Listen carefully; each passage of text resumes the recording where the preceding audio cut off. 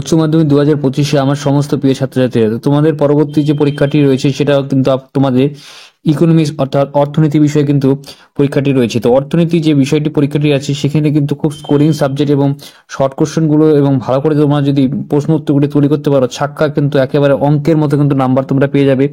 তাই তোমাদের কিন্তু একটু ধৈর্য ধরে এই ভিডিওটা একটু দেখতে হবে। আমি তোমার ভিডিওটাকে বিস্তারিতভাবে কিছুটা আমি তোমাদের সাজেশন দিয়ে দিয়েছি। এই প্রশ্নগুলো করে গেলে কিন্তু অনেকাংশে দেখবে পরীক্ষা হলে তোমরা কমন পেয়ে যাবে।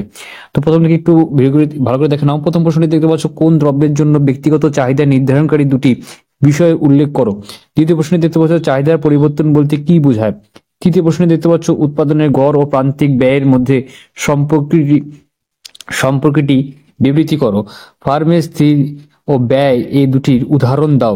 মুদ্রাস্ফীতি নিয়ন্ত্রণের দুটি স্বরাজ্য সংস্কৃতির উল্লেখ করো। খুবই ইম্পর্টেন্ট কিন্তু প্রশ্ন আমি তোমাদের দিয়ে দিয়েছি। ঠিক আছে, তারপর তোমাদের পরবর্তী কোশ্চেনটা দেখতে পাচ্ছ, মোট রেভিনিউ রেখার ওপর ঊর্ধ্বগামী অংশে ও প্রান্তিক রেভিনিউ রেখার কিরূপ হবে চিত্র সংযোগে দেখাও। তারপর দেখতে পাচ্ছ, মরশুমি বেকারত্ব কাকে বলে। খুবই ইম্পর্টেন্ট কোশ্চেন। তারপর 5 নম্বর প্রশ্নটা তোমরা দেখতে পাচ্ছ, 40 নম্বরের প্রশ্নটা থাকবে। তো তোমাদের এইগুলো খুবই কমন রয়েছে, আমি তোমাদের দেখিয়ে দিচ্ছি। উৎপাদনের উপাদান গুলির আয় ও যোগ কি করে কিভাবে জাতীয় আয় পাবে তা ব্যাখ্যা করো। তারপর পরবর্তী প্রশ্নটা দেখতে পাচ্ছ, খুবই ইম্পর্টেন্ট রয়েছে, কোন দেশে জাতীয় আয় পরিমাপ করা অসুবিধাগুলি আলোচনা করো। ভেরি ইম্পর্টেন্ট, পরীক্ষা হলে দেখবে এই প্রশ্নটা কিন্তু এবারের জন্য চলে এসেছে। ঠিক আছে, তারপরে পরবর্তী প্রশ্নটা তোমরা দেখতে পাচ্ছ, বৃহৎ আয়তনে উৎপাদনের ফলে উদ্বুদ্ধ অভ্যন্তরীণ ও বাহ্যিকের ব্যয় সংযোগের যে ধারণা গুলি ব্যাখ্যা করো। খুবই ইম্পর্টেন্ট কোশ্চেন রয়েছে, 3টা কোশ্চেন অবশ্যই কিন্তু পরীক্ষার জন্য ভালো করে তোমরা কিন্তু দেখে যাবে। দেখবে পরীক্ষা হলে কিন্তু এই 3টার মধ্যে কমন কিন্তু তোমাদের চলে এসেছে। এবার আসছি তোমাদের part B, filling the blanks. 1 নম্বরে 10টি থাকবে, সেখান থেকে কি কি তোমাদের থাকতে পারে আমি তোমাদের একটু দেখিয়ে দিচ্ছি।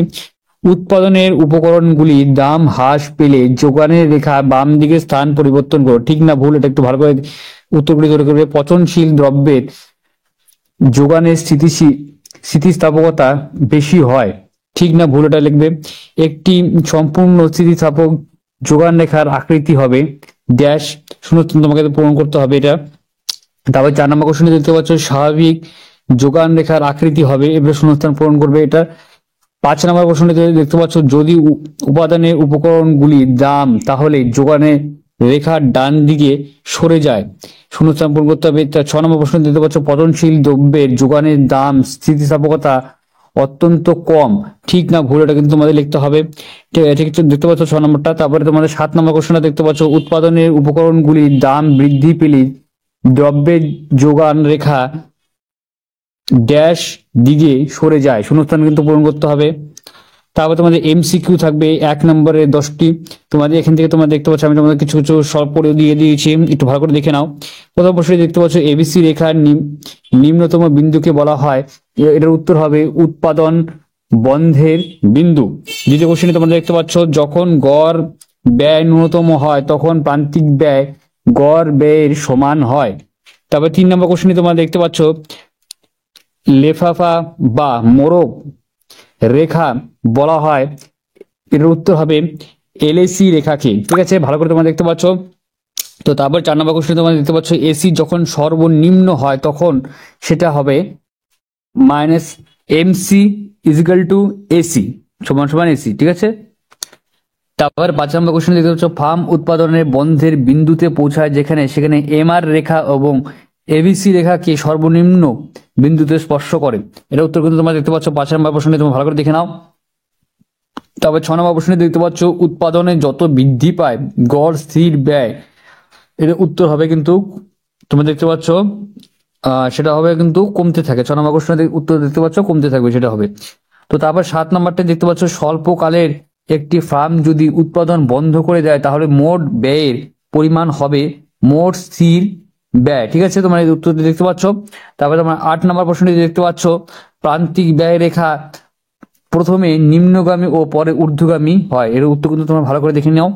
তারপর তোমরা দেখতে পাচ্ছ 9 নম্বর কোশ্চেনটি, মুনাফা সর্বাধিকরণের প্রথম কর্মের শর্ত হলো এমআর ইজিক্যাল টু এমসি, এর উত্তর কিন্তু স্পষ্ট হয়ে তোমরা কিন্তু দেখে নিতে পারছো।